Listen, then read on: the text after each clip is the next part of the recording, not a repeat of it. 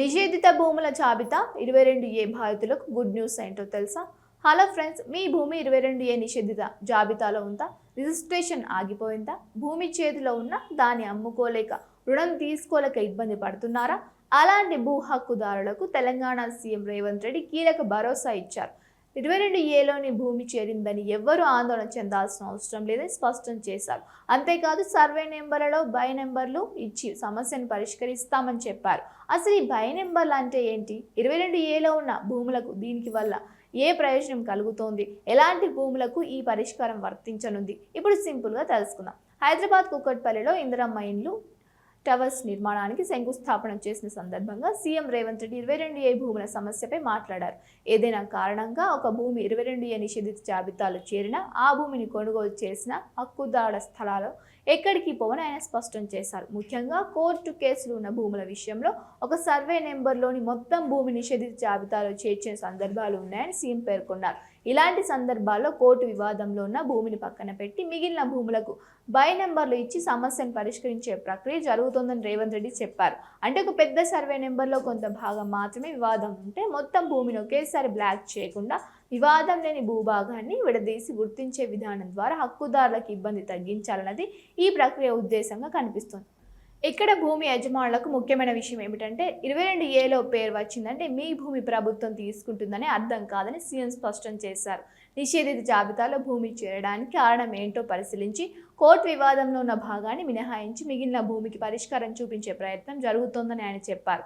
అందుకే 22Aలో భూమి ఉందని తెలిసిన వెంటనే భయపడకుండా సంబంధిత రెవెన్యూ రికార్డులు, సర్వే వివరాలు, భూమికి సంబంధించిన పత్రాలను పరిశీలించుకోవడం కీలకం. ఇదే సమయంలో ప్రభుత్వం మరో అంశాన్ని కూడా ప్రస్తావిస్తోంది. హైదరాబాద్లో పేదల కోసం ఇందిరమ్మ టవర్స్ నిర్మాణం చేపడుతున్నామని సీఎం చెప్పారు. కుకట్పల్లి, కుబ్దుల్లాపూర్, మేడ్చల్, కంటోన్మెంట్, ఎల్బీ నగర్, ఉప్పల్ వంటి ప్రాంతాల్లో పేదలకు సొంత ఇల్లు అందించడంపై ప్రభుత్వం దృష్టి పెట్టిందని తెలిపారు. ముఖ్యంగా నగరంలో నిరుపేదలు ఎక్కడ నివసిస్తున్నారో వారికి అక్కడే ఇల్లు ఇవ్వాలన్న ఆలోచనతో ముందుకు వెళ్తున్నామని సీఎం చెప్పారు. కుకట్పల్లిలో 100 కోట్ల విలువ చేసి 11 ఎకరాల భూమిలో ఇందిరమ్మ టవర్స్ నిర్మాణం చేపడుతున్నట్లు సీఎం వివరించారు.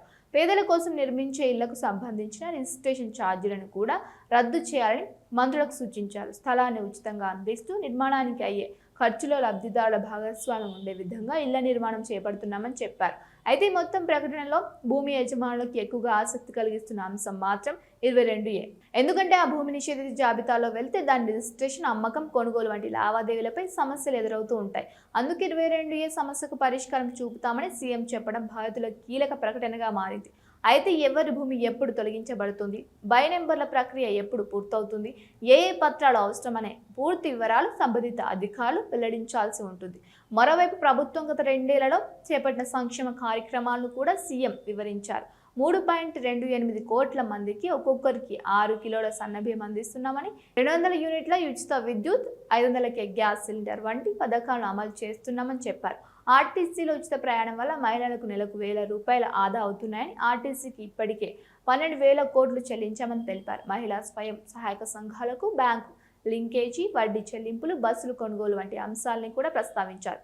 అయితే ఈ వార్తలో మనం గుర్తుంచుకోవాల్సిన ప్రధాన విషయం ఒకటే, 22A నిషేధిత జాబితాలో ఉన్న భూమి ఉందని ఆందోళన చెందాల్సిన అవసరం లేదని సీఎం రేవంత్ రెడ్డి భరోసా ఇచ్చారు. కోర్టు వివాదంలో ఉన్న భూమిని మినహాయించి మిగిలిన భూములకు బై నెంబర్లు ఇచ్చి సమస్య పరిష్కరించే ప్రక్రియ కొనసాగుతోందని చెప్పారు. అయితే ఈ భూమికి సంబంధించిన తుది పరిష్కారం ఏ విధంగా, ఎప్పుడు వస్తుందనేదే అధికారిక ప్రక్రియపై ఆధారపడి ఉంటుంది. కాబట్టి మీ భూమి 22Aలో ఉందా, ఉంటే దాని కారణం ఏంటి, మీ సర్వే నెంబర్లో కొత్త భూమి మాత్రమే వివాదంలో ఉందా అనే వివరాల్ని ముందుగా తెలుసుకోవడం చాలా ముఖ్యం. ప్రభుత్వం చెప్పిన కొత్త విధానం అమల్లోకి వస్తే ఇన్నాళ్ళు 22A సమస్యతో ఇబ్బంది పడుతున్న భూ హక్కుదారులకు కొంత ఊరట లభించే అవకాశం ఉంది.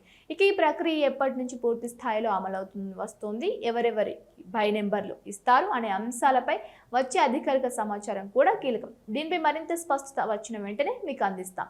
ఇలాంటి ముఖ్యమైన భూ వార్తలు, ప్రభుత్వ నిర్ణయాలు, ప్రజలకు ఉపయోగపడే అప్డేట్స్ కోసం మా ఛానల్ వెంటనే సబ్స్క్రైబ్ చేసుకొని వీడియోని లైక్ చేయండి, మీ ఫ్రెండ్స్తో, ఫ్యామిలీతో షేర్ చేయండి. Thank you for watching.